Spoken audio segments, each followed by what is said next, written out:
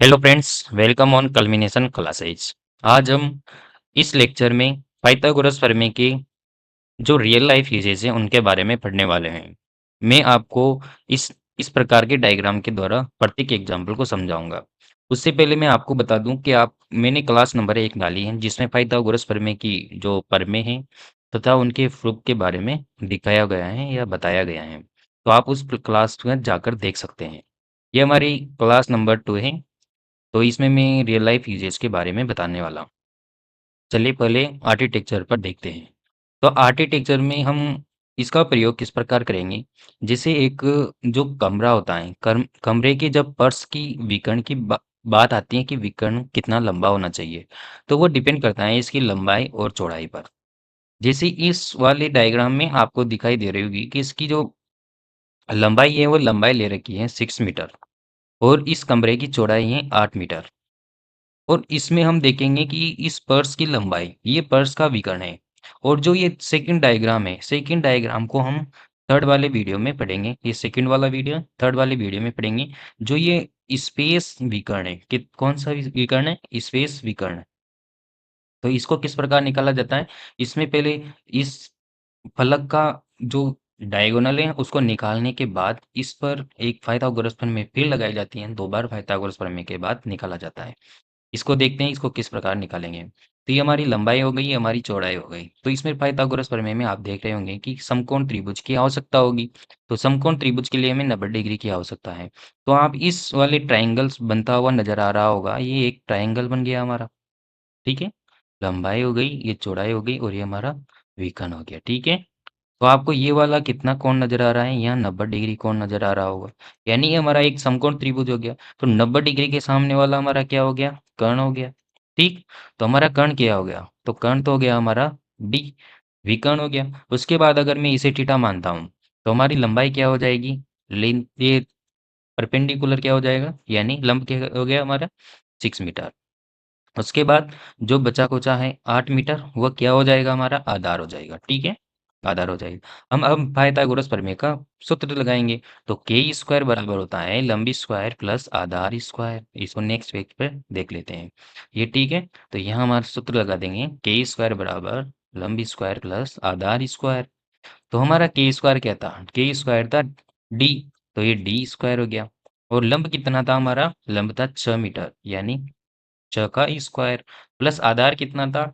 8, तो 8 का स्क्वायर। ठीक है, डी स्क्वायर बराबर कितना होगा? 6 का स्क्वायर यानी 36 प्लस 8 का स्क्वायर यानी 64। कितना हो गया ये? 100 मीटर हो गया। ठीक है, ये मीटर में है। तो डी स्क्वायर बराबर कितना आ गया? 100 मीटर।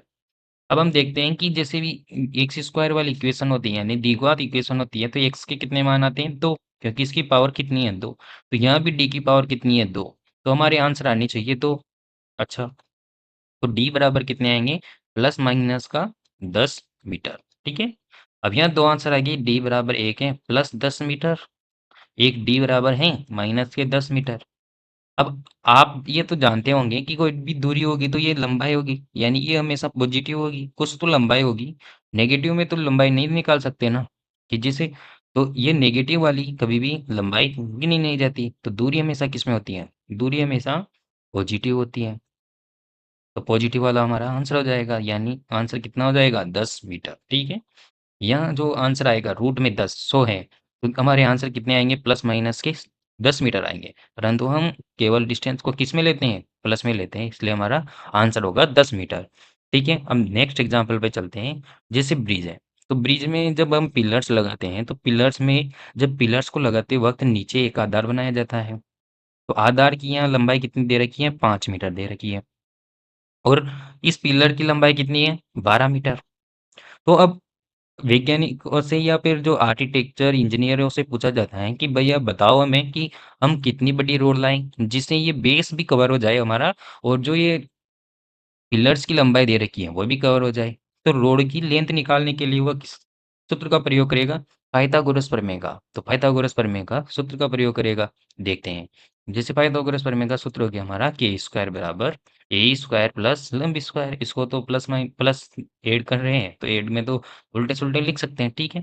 तो हमारा के स्क्वायर हमें निकालना है, यानी रोड की लंबाई तो हमें निकालनी है, ठीक है। आधार कितना था हमारा 5, यानी 5 का स्क्वायर प्लस हमारा जो लंब था वो कितना था 12, यानी 12 का स्क्वायर। तो हमारा के स्क्वायर बराबर 5 का स्क्वायर कितना हो गया 25 प्लस 12 का स्क्वायर कितना हो गया 144, ठीक है। तो के स्क्वायर बराबर कितना आ गया 25 प्लस 144 कितने हो गए 169 हो गए। और के स्क्वायर हम जानते हैं कि 169 13 का स्क्वायर होता है। तो ये के स्क्वायर बराबर क्या हो गया 13 का स्क्वायर, यानी के बराबर कितना हो गया 13, ठीक है। यहाँ भी आप देख रहे होंगे के स्क्वायर बराबर 169 है, यहाँ भी उसी प्रकार के स्क्वायर के का मान कितना आएगा प्लस माइनस के 13 आएंगे, परंतु हम दूरी कितने लेते हैं प्लस वाली लेते हैं, तो हमारा 13 मीटर आंसर होगा। यही तो ये है, ठीक है। ओके, तो हमारी रोड की लंबाई कितनी होनी चाहिए 13 मीटर। तो हम उसको पिलर्स को किससे कनेक्ट कर पाएंगे, नीचे आधार से कनेक्ट कर पाएंगे, ठीक है।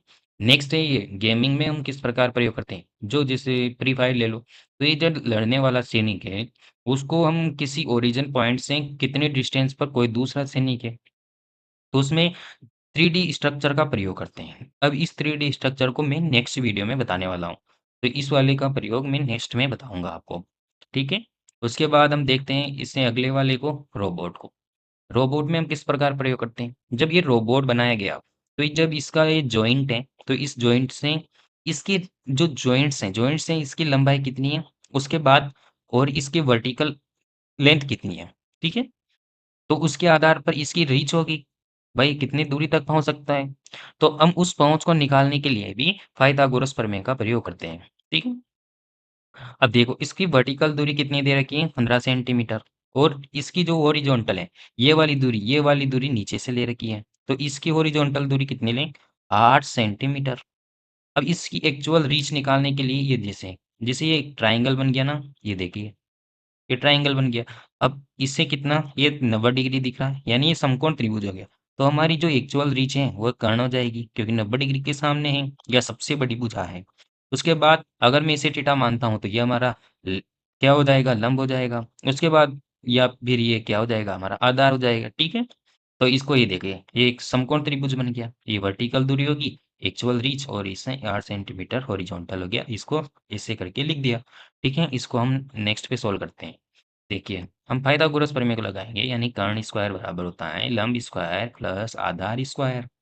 यानी कर्ण स्क्वायर हमें निकालना है, एक्चुअल रीच निकालनी है, तो के स्क्वायर हो जाएगा।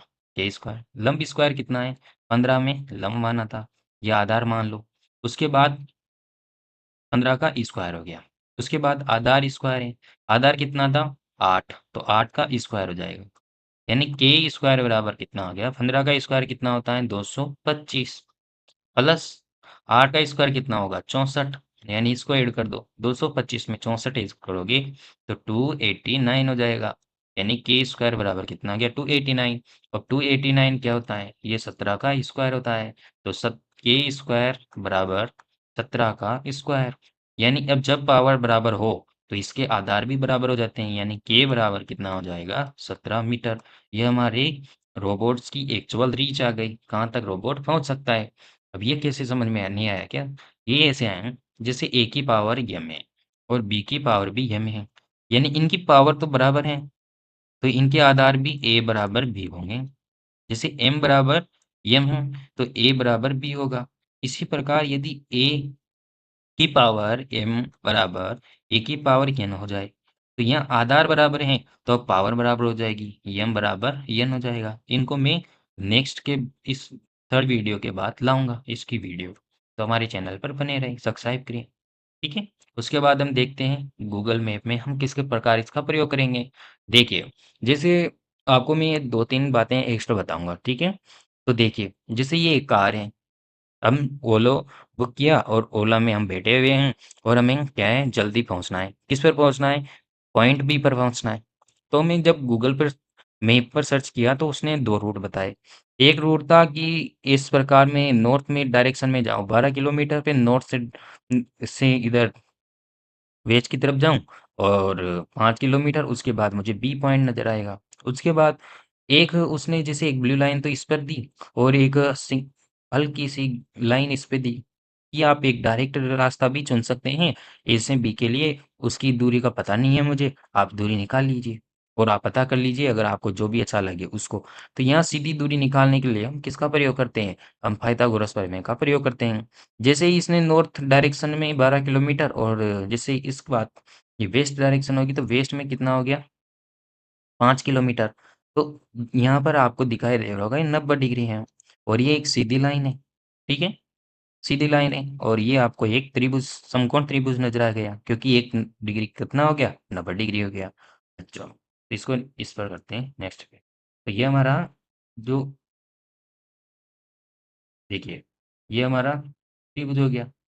ये 90 डिग्री हो गया था, ये 12 डिग्री हो गया, ये 5 डिग्री हो ये 12 मीटर हो गया और ये 5 मीटर हो गया और ये कितना हो गया? 13 मीटर।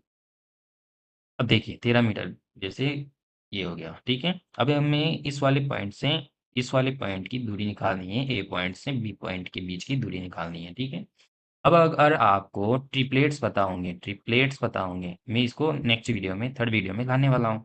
तो ट्रिपलेट्स क्या होते हैं? ट्रिपलेट्स हैं एक 5, 12 और 13 का। तो ये है जिसमें 2 भुजाओं को जोड़कर तीसरी भुजा का आती है। इन दोनों का वर्ग करके जोड़ोगे तो तीसरी भुजा आएगी और जिस इस ट्रिपलेट में जो सबसे बड़ी भुजा होती है, वो होती हैं कर्ण। और उसके बाद जो 12 और 5 है, वह लंब आधार में से कोई सा भी हो सकता है। तो यहाँ कर्ण कितना होना चाहिए? 13। तो 12 और 5, 12 और 13, तो ये वाली कितनी होनी चाहिए? 13। डायरेक्ट आ गया। अगर आपको ट्रिपलेट्स बतानी है, तो आपको सूत्र लगाना पड़ेगा, टाइम लगाना पड़ेगा। इन ट्रिपलेट्स का प्रयोग कब करते हैं? जैसे आप कॉम्पिटिटिव एग्जाम एसएससी की तैयारी कर रहे हो या यूपीएससी की तैयारी कर रहे हो तो इन पाइथागोरस प्रमेय का प्रयोग करने के लिए आप इन ट्रिपलेट्स का प्रयोग करते हैं। तो देखिए हम तो पाइथागोरस प्रमेय का प्रयोग करके आंसर लाते हैं। तो के स्क्वायर बराबर एल स्क्वायर प्लस ए स्क्वायर, यानी के स्क्वायर कितना हो गया? के स्क्वायर हमें पता नहीं है तो के स्क्वायर हमें निकालना है। और एल स्क्वायर क्या होगा? एल स्क्वायर कितना है?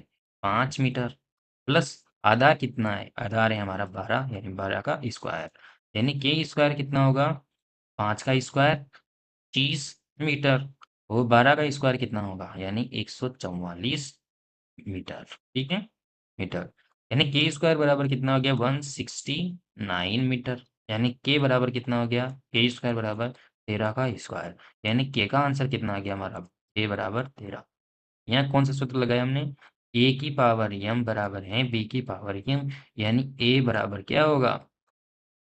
बी होगा, ठीक है? तो यहाँ से ये हो गया। उसके बाद देखिए मैं कुछ बात लिखता हूँ, जैसे दूरी में और विस्थापन में क्या अंतर है? विस्थापन में, जैसे मान लो ये गूगल मैप वाला एग्जांपल देखते हैं। तो ये एक ये वाली स्टार्ट ए से बी तक, जब आप ए से इस वाले रास्ते से होकर जाते हैं तो डिस्टेंस बी मिलती है। तो यहाँ से डिस्टेंस बी पर पहुंच जाते हैं, या आप यहाँ से होके जाएंगे तो ये भी बी हो जाएगी। ये भी हमारी एक दूरी है और ये भी हमारी एक दूरी है, तो दोनों दूरी है। तो एक में तो हम कितनी दूरी ले रहे हैं? देखिए दूरी एक तो 12 + 5 भी है, यानी कितने हो गए? 17 मीटर। एक हमारी 13 मीटर की दूरी भी है, तो ये दोनों ही क्या है? दूरियां हैं, ठीक है? परंतु विस्थापन क्या है? विस्थापन होता है सबसे छोटी दूरी। तो सबसे छोटी दूरी, और सबसे छोटी दूरी इन दोनों में से कौन सी है? 13 मीटर, यानी 13 मीटर ही हमारा क्या होगा? विस्थापन।